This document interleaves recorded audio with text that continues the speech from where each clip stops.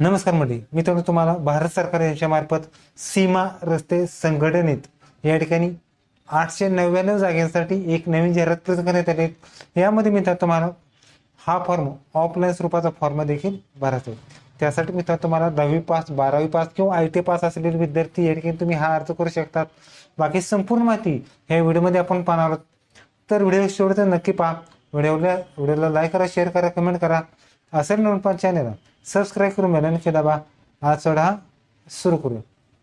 Okay, तर मित्रांनो तुम्हाला गव्हर्नमेंट ऑफ इंडिया यांच्या मार्फत जर पाहिलं तर बॉर्डर रोड ऑर्गनायझेशन यांच्या अंतर्गत तुम्हाला पदभरती असणार आहेत।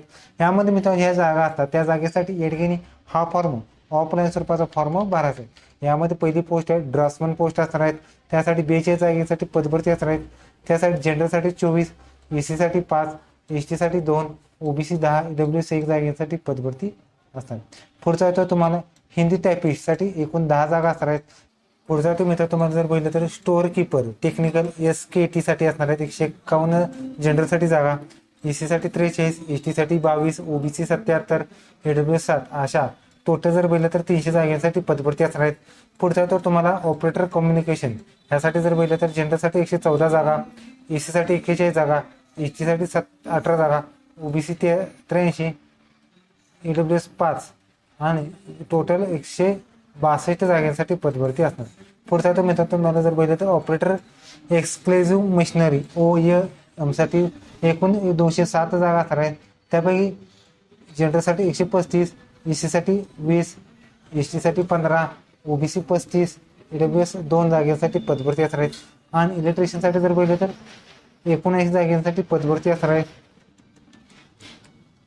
त्यासाठी जर पाहिलं तर तुम्हाला UR साठी 38 जागा, SC जागा, ST 9, OBC 19 आणि EWS 3 जागांसाठी पदभरती असणार। आता यासाठी मित्रांनो ज्या जागा असतात त्या जागेमध्ये जर पाहिलं तर तुम्हाला एक सर्व्हिसमॅन आरक्षण आणि हँडिकॅपसाठी आरक्षण असणार आहे। त्यामध्ये ड्राफ्ट्समनसाठी आहेत, लिपिकसाठी म्हणजे स्टेनोसाठी, स्टोअर कीपर वगैरे ज्या पोस्ट असतात त्या सगळ्यासाठी हे आरक्षण असणार आहे। लास्ट डेट आणि ह्या सगळ्या डिटेल्स जर पाहिलं तर तुम्हाला www.bro.go.in या जर तुम्हाला संपूर्ण माहिती असणार आहे। त्याचा मित्रांनो ॲप्लिकेशन फॉर्म आणि हॉल तिकीट जर पाहिलं तर तुम्हाला फी रिसिप्ट सहित संपूर्ण डॉक्युमेंट तुम्हाला ठिकाणी पाठवायचे आहे। हे जर पाहिलं तर 18 एप्रिल 2026 रोजी तुमचं एज कॅल्क्युलेट केलं जाणार आहे। तर मी तो हा फॉर्म भरायचा कसा, तर मला हा फॉर्म तुम्हाला ॲप्लिकेशन फॉर्म जर पाहिलं तर तुम्हाला printed good quality A4 size 75 GSM तुम्हाला या ठिकाणी 1 साईडद्वारे तुम्हाला फॉर्म आणि हॉल तिकीट तुम्हाला डाउनलोड करून प्रिंट काढायचे। सिंगल फॉर्ममध्ये या ठिकाणी तुम्हाला प्रिंटआउट करून प्रिंट काढायची। त्याचबरोबर तुम्हाला जी फी असते फी जर पाहिलं तर तुम्हाला GREF ह्याद्वारे तुम्हाला फी या ठिकाणी 50 रुपये तुम्हाला फी भरायची आहे। त्याचबरोबर ॲप्लिकेशन फॉर्म आणि हॉल तिकीट सिग्नेचर करून जर पाठवल्यानंतर फॉर्म रिजेक्ट केला जाणार आहे। त्याचबरोबर तुम्ही जो हॉल तिकीट पाठवायचे त्यासाठी सुद्धा तुमचा योग्य ॲड्रेस द्यायचा आहे। ॲप्लिकेशन फॉर्म जर पाहिला तर तुम्हाला इंग्लिश आणि हिंदी लँग्वेजमध्ये तुम्हाला भरायचं आहे। त्याचबरोबर तुम्हाला मिसमॅचमध्ये जर पाहिलं तर फिक्स तुम्हाला जे फोटो वगैरे असतात ते सुद्धा फोटो वगैरे तुम्हाला चिटकवायचे। त्याचबरोबर कॅन्डिडेट आयडेंटिटी कार्ड म्हणजे आधार कार्ड, पॅन कार्ड, त्याचबरोबर हे सगळे डॉक्युमेंट सुद्धा तुम्हाला द्यायचं आहे। यामध्ये एज रिलेशन जर पाहिलं तर एज रिलेशन असणार आहेत। ड्राफ्ट्समन या पदासाठी 18 ते 27 वर्षे असणार आहेत। हिंदी टायपिस्टसाठी सुद्धा 18 ते 27 वर्ष तुम्ही अर्ज करू शकता। स्टोअर कीपरसाठी सुद्धा 18 ते 27 वर्षापर्यंत तुम्ही अर्ज करू शकता। ऑपरेटर कम्युनिकेशनसाठी 18 ते 27 वर्ष, OEM साठी जर पाहिलं तर 18 ते 27 वर्षापर्यंत तुम्ही अर्ज करायचा। आणि इलेक्ट्रिशियनसाठी जर पाहिलं तर तुम्हाला 18 ते 27 वर्ष तुम्ही अर्ज करायचा। त्याचबरोबर या ठिकाणी तुम्ही जर पाहिलं तर UR साठी कोणतीही वयाची सवलत नाही।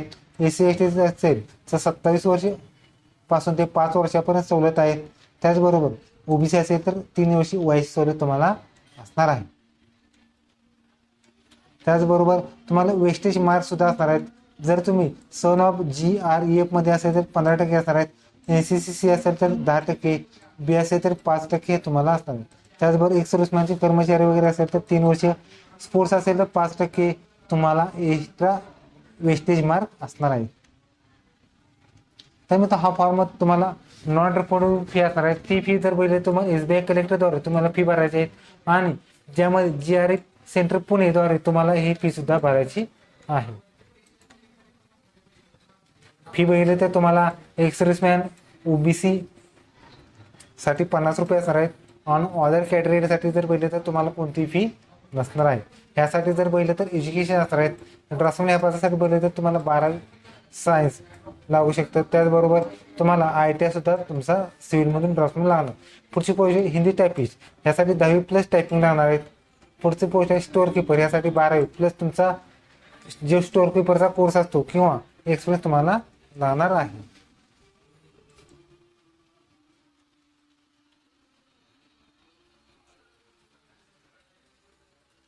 पुढचा तो ऑपरेटर कम्युनिकेशन ह्यासाठी 10वी पास बरोबर रेडिओ मेकॅनिक्स ITI सुद्धा तुमचा लागणार आहे. पुढचा तो OEM साठी जर बघितलं तर तुम्हाला 10वी पास बरोबर तुमचा OEMचा कोर्स आणि एक्सपिरियन्स सुद्धा तुम्हाला लागणार. पुढचा इलेक्ट्रिशियनसाठी जर बघितलं तर तुम्हाला 10वी पास बरोबर इलेक्ट्रिशियनचा कोर्स सुद्धा तुम्हाला लागणार आहे. यामध्ये मित्रांनो सिलेक्शन प्रोसेस जर बघितलं तर तुम्हाला पहिल्यांदा शॉर्ट लिस्टिंग केलं जाणार आहे. त्यानंतर तुमची रिटन एक्झामिनेशन PET असणार आहेत. त्यानंतर ट्रेड टेस्ट असणार आहेत. त्यानंतर DM म्हणजे डॉक्युमेंट व्हेरिफिकेशन आणि मेडिकल सुद्धा तुमचं असणार आहे. यामध्ये मित्रांनो PET मध्ये जर बघितलं तर तुम्हाला 1600 मीटर रनिंग असणार आहे. 10 मिनिटांमध्ये पूर्ण करायचं आहे. आणि ट्रेड टेस्टमध्ये ज्या ट्रेडसाठी तुम्ही अप्लाय केला असेल त्या ट्रेड तुम्हाला द्यायची आहे. त्याचबरोबर तुम्हाला कोणती डॉक्युमेंट जोडायचे आहेत त्यामध्ये कॉल लेटर ओरिजिनल जोडायचे आहेत. आधार कार्ड मोबाईल नंबर लिंक असलेले तुम्हाला जोडायचे आहेत. एक ID प्रूफ जोडायचे आहेत. 10वीचं प्रमाणपत्र किंवा ITI वगैरे झाले त्याचं सर्टिफिकेट, कास्ट असेल तर काय सर्टिफिकेट, एक्सपिरियन्स असेल एक्सपिरियन्स सर्टिफिकेट, EWS असेल. त्याचबरोबर कॉल लेटर जे आहे ते सर्टिफिकेट तुम्हाला जोडायचे आहेत. डोमा असेल सुद्धा जोडायचे आहेत. जर हँडिकॅप असेल तर हँडिकॅप सर्टिफिकेट जोडा. हे सगळे डॉक्युमेंट तुम्हाला सेल्फ अटेस्टेड डॉक्युमेंट सुद्धा तुम्हाला जोडायची आहे. यासाठी मित्रांनो तुम्हाला फिजिकल साईड हाईट असणार आहेत. हाईट जर बघितलं तर सर्वसाधारणसाठी जर बघितलं तर 158 सेंटीमीटर असणार आहेत. आणि चेस्ट आणि फुगून चेस्ट जर बघितलं तर 75 आणि फुगून 5 सेंटीमीटर चेस्ट सुद्धा तुम्हाला लागणार आहे. तर मित्रांनो हा फॉर्म भरायचा तुम्हाला हा फॉर्म हिंदी आणि मराठी लँग्वेजमध्ये भरायचा आहे. यामध्ये मित्रांनो तुम्हाला इथं काही सगळे लायसन आहेत. यामध्ये नेम ऑफ पोस्ट तुम्ही कोणत्या पदासाठी अर्ज केला ते उद्यासाला तुमचा छानसा फोटो चिटवायचा आहे. त्याचबरोबर कोड ऑफ नंबर या ठिकाणी तुमचा 1 2 काही नंबर असेल तो लिहा. त्याचबरोबर टिकमार्क करायचे तुम्ही कोणत्या कॅटेगरीमधून अर्ज करायचे ते टिकमार्क करायचे. त्याचबरोबर जे आता तुम्ही या ठिकाणी जे वेस्टेज मार्क येस किंवा नो लिहायचे म्हणजे तुम्हाला जे वेस्टेज मार्क 10-15% काय असतात ते या ठिकाणी असेल तर येस किंवा नो तुम्हाला लिहायची आहे म्हणजे टिकमार्क करायचा आहे. त्याचबरोबर एक सर्व्हिसमॅन असेल तर त्याचं सर्टिफिकेट वगैरे नंबर वगैरे टाका आणि त्याचे किती वर्ष कालावधी झाला ते सुद्धा तुम्हाला द्यायचं आहे.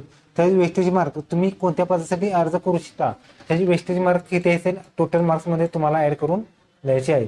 नसेल तर तुम्ही 0 करू शकता. त्याचबरोबर कॅन्डिडेट नेम ब्लॉक लेटरमध्ये 10वीच्या मार्कशीट प्रमाणे तुम्हाला नेम लिहायचं आहे का असेल ते लिहा.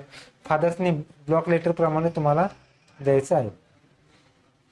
त्याचबरोबर बर्थ डेटमध्ये DD MM YY लिहायचं आहे. ॲड्रेसमध्ये पिनकोड सहित संपूर्ण ॲड्रेस तुम्हाला लिहायचा आहे. स्टेट लिहा आणि पिनकोड सहित तुम्हाला लिहायचं आहे. त्याच परमनंट ॲड्रेस सुद्धा तुम्ही लिहू शकता. त्याचबरोबर जी फी भरली आहे ती फीमध्ये कोणत्या बँकेमध्ये भरली online reference number transaction number आणि अमाऊंट सुद्धा लिहायचे आहे. नसेल तर तुम्ही फी डॅश करू शकता. त्याचबरोबर जे शिक्षण झालं शिक्षणचा एक्झाम कोणता आहे वर्ष इयर वगैरे काय board university name subject marks out of mark आणि पर्सेंटेज तुम्हाला लिहायचे आहे. त्याचबरोबर टेक्निकल क्वालिफिकेशन म्हणजे ITI वगैरे काय झालं असेल त्याचं नेम वगैरे लिहा. पासिंग वर्ष बोर्ड युनिव्हर्सिटी नेम एकूण गुण प्राप्त गुण टक्केवारी तुम्हाला लिहायचे. त्याचबरोबर काही पदासाठी तुम्हाला ड्रायव्हिंग टेस्ट असणार आहे. त्यामध्ये LMV HNC लायसन्स वगैरे काय असेल ते लिहायचं आहेत. यामध्ये इश्यू डेट आहेत इश्यू अथॉरिटी कोण आहे. त्याचबरोबर व्हॅलिडिटी पिरियड लायसन कधी आहे तो आणि रिन्युअल वगैरे काय असेल ते तुम्हाला लिहायचं आहे. त्याचबरोबर तुम्हाला टोटल एक्सपिरियन्स वगैरे काय असेल तर एम्प्लॉई कोणत्या ठिकाणी काम केलं ते कधीपासून कधीपर्यंत काम नेचर ड्युटी पगार किती आणि कामाचे स्वरूप तुम्हाला लिहायचे. त्याचबरोबर जर बिहारमध्ये तुम्ही काम केलं असेल त्याच्या डिटेलमध्ये तुम्हाला लिहायचं आहे. त्याचबरोबर कॉन्टॅक्ट नंबर लिहा. आधार कार्डला लिंक असावा. एक अल्टरनेट मोबाईल नंबर लिहा. आधार कार्ड नंबर लिहायचा आहे. एक मेल ID सुद्धा तुम्हाला द्यायचा आहे. त्याचबरोबर तुम्हाला या ठिकाणी खाली आल्यानंतर तुम्हाला प्लेस टाकायचे आहे डेट टाकायचे आहे लेफ्ट थंब लिहायचे आहे सिग्नेचर सुद्धा तुम्हाला करायची आहे. त्याचबरोबर पुढचा आहे तो तुम्हाला हॉल तिकीट लिहायचे आहेत. हॉल तिकीटमध्ये बोलले तर इथं ऑफिशियल या ठिकाणी काही लिहायचं नाहीत.